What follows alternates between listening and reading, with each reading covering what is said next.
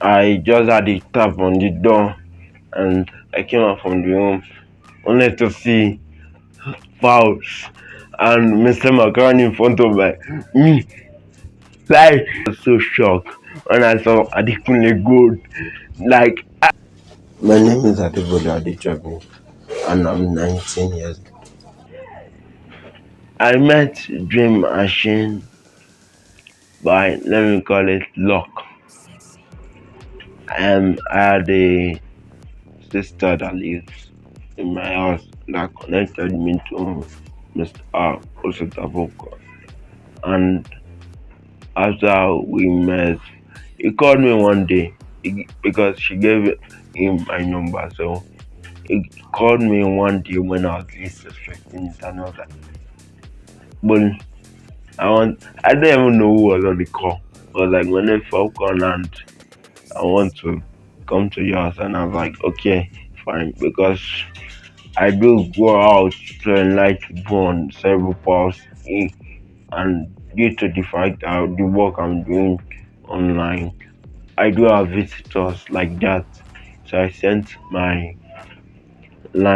house address to him. I met a sister and he was like, he came to my house and he was like, if you had to make 4 wishes. And at that moment, I was super excited because I was not expecting something like that. And I just said anything above on my brain at that moment. And then, because moreover, I've always wished to make my mom proud of me and to at least fly in an airplane.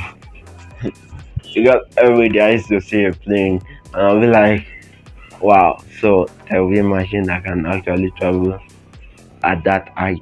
So I he asked me to mention celebrities that I like, and I mentioned only people that I love. And I was even like, it is impossible to meet those kind of people. And I was like, okay. And he posted the video and I saw it went. And one day he just drive me to Lekki. We were just strolling in Lekki. He took me to somewhere in Lekki, and all of a sudden just park. And he was like, but do you know what's going on? Do you know why we got? Do you know what's happening? I was like, I don't know anything, no.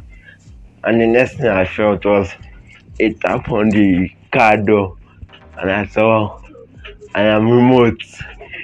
I was like, wow, that is the least thing I was ever expecting to ever happen at that present time. And I was so, I was blown away. Let me tell you, I was blown away by seeing him because most of the time when I'm down and lonely, I do go online to watch comedy so as to not to make me think about things, just laugh away my past. And the next time, like after like 2 weeks interval, I just had a tap on the door and I came out from the room only to see Falz and Mr. Macaroni in front of me.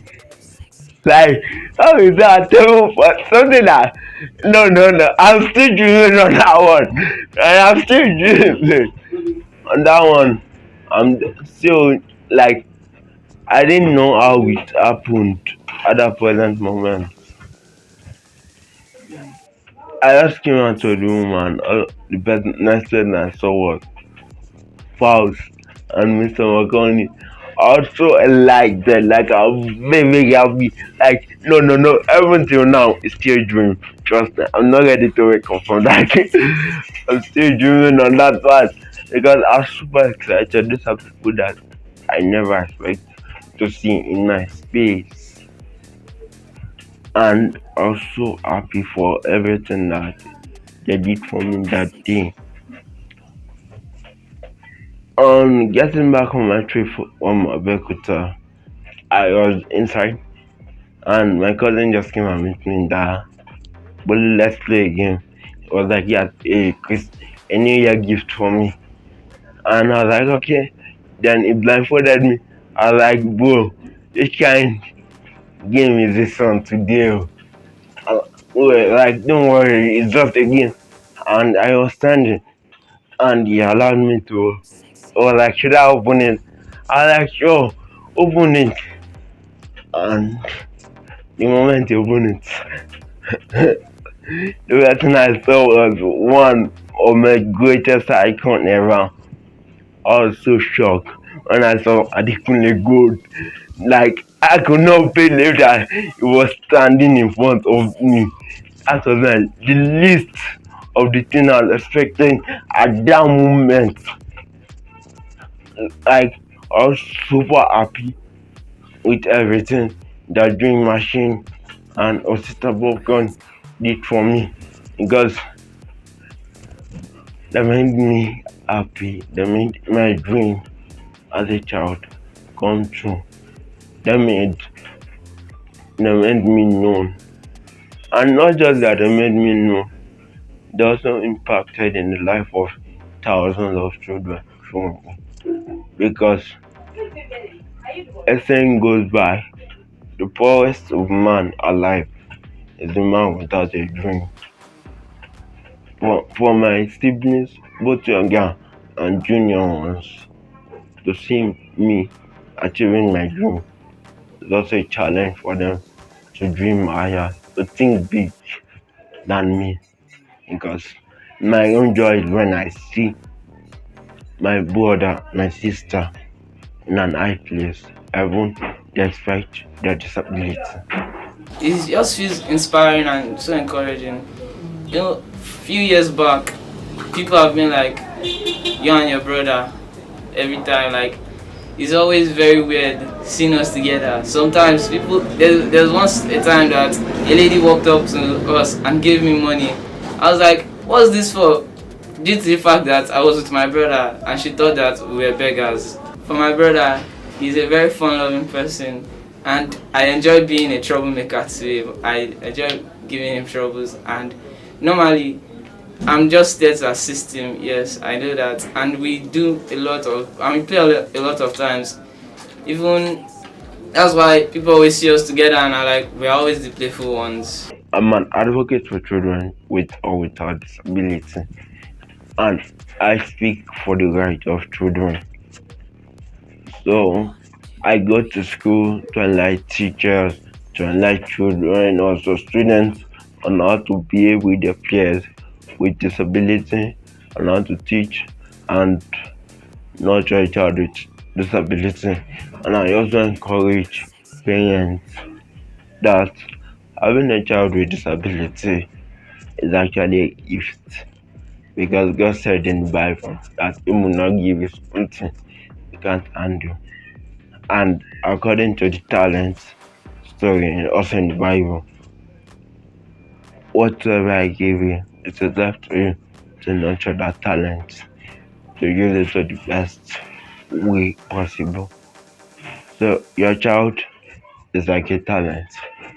It's meant to be nurtured and invested upon. So one day when you are low and old, the child can now bring forth fruit for you. He has that challenge. So for him to come out and help other people with it is very, very amazing. It's spectacular because not everybody is willing to come out and help other people, because most people, they will just want to ignore people with disability and just say they are just there and just leave them to a corner. So I love the job he's doing. I love the work. So most times I try to follow him to see how it is. We go out a lot. I love visiting him because most times in the house I'll just sit and be like, Bolu, I want to come over, and I'll just come, and then we'll stroll and we'll go to Mojukwek Hall and see people. I meet most of his friends. We make the videos and take it for editing and things like that. So In short, when he was around 6, 7 years, I took him to the school. They rejected him. Most of all, it's a private school, public school there. I even take it to some special school. They said he cannot work, cannot talk, he cannot even sit down. They rejected him. They cannot even take him. In all the school in this area. I now realize that that's one of my friends in the school. Say, "Ah, you are teaching in the school. Let me use your influence, all this thing, and register my son in your school."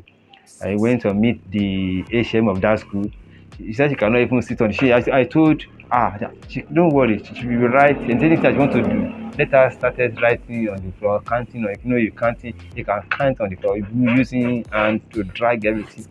So she just accepted him that he should be writing everything on the floor. Later, I now realized I can even manage to sit on the chair and short. I just thank God because that time when you see his leg in short, his body every day dirty. And mommy she will use sand to wash all these shorts.